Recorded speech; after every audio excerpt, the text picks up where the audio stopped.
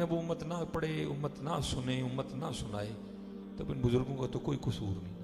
آپ فرماتے ہیں وہ کوئی بادشاہ نا اپنے باغ میں بیٹھا ہوا تھا، ساری اس کی کابینہ بھی تھی، وہ دور سے نا کوئی بابا جی جاتے دکھائی دے رہے تھے، وہ اپنی ساری کابینہ کو مخاطب کر کے کہتا ہے بادشاہ وہ تمہیں بابے کا شغل دکھاؤں۔ اب بادشاہ کو کون تھا نہ کرنے والا؟ اس نے کہا حضرت، اس نے سپاہی کو کہا جا بابا بلا کے لے آؤ، وہ بلا لایا۔ جب بابا جی آگے نا تو بادشاہ اپنی جیب سے لال رنگ کا رومال نکال کے نا بابا جی کو کہتا ہے بابا جی سارے انو ویکھو، جڑا تانوں سب تو بہتا بے وقوف لگتا ہے نا رومال دی چولی چ رکھ دے۔ وہ بابا تھا حضرت جی کو، واقعی بابا تھا۔ اس نے کیا کیا، سب پہ ایک ایک نظر ڈالی، وہ رومال اپنی جیب میں ڈال کے نا واپس چلا گیا۔ بادشاہ دنگ رہ گیا، وہ میں نے تو شوگر لگانا تھا، یہ تو ہمارے شوگر لگا گیا۔ اس نے یہ کہا کہ میں سب سے بے وقوف ہوں، وہ کہہ کے چلا گیا۔ وہ لکھا کوئی تھوڑا سا عرصہ گزرا تو بادشاہ بیمار ہو گئے، طبیب علاج سے عاجز آ گئے۔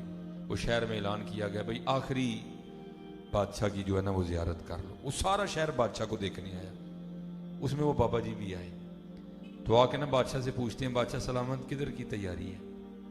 اس نے کہا بس پھر وہ اب قبر کی تیاری ہے۔ تو اس نے کہا سامان وغیرہ نہیں رکھا قبر کے لیے؟ اس نے کہا قبر میں یہ سامان کام نہیں آئے گا۔ تو اس نے کہا پھر جو سامان کام آئے گا وہ کدھر ہے؟ اس نے کہا وہ میں اکٹھا ہی نہیں کر سکا۔ تو لکھا وہ بابا جی نے رومال اپنی جیب سے نکال کے نا بابا جی کے بادشاہ کے سینے پہ رکھا اور کہنے لگا بادشاہ تجھے یاد ہے تو نے یہ رومال مجھے دے کر کہا تھا جو سب سے زیادہ بے وقوف ہے رومال اس کی جیب میں ڈال دو، گود میں رکھ دو۔ تو اس وقت رومال میں اپنی جیب میں ڈال کے چلا گیا تھا، لیکن آج میں رومال تیرے سینے پہ رکھ رہا ہوں کیونکہ سب سے بڑا بے وقوف تو ہی ہے۔ اللہ نے تجھے وقت بھی دیا، اللہ نے تجھے مال بھی دیا، اللہ نے تجھے صحت بھی دی، لیکن پھر بھی تو آخرت کے لیے تیاری نہیں کر سکا۔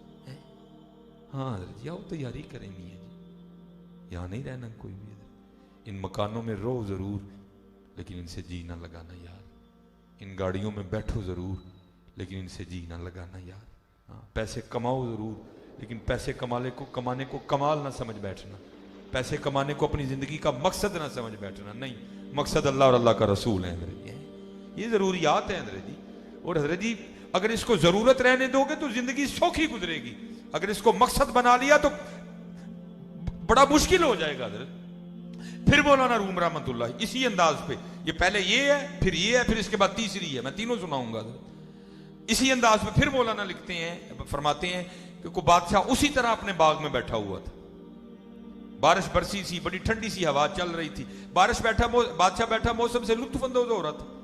اس کو دور سے نا ایک فقیر جاتا دکھائی دیا، مولانا روم، جس کے ہاتھ میں کاسا تھا، کاسا ایک گدائی۔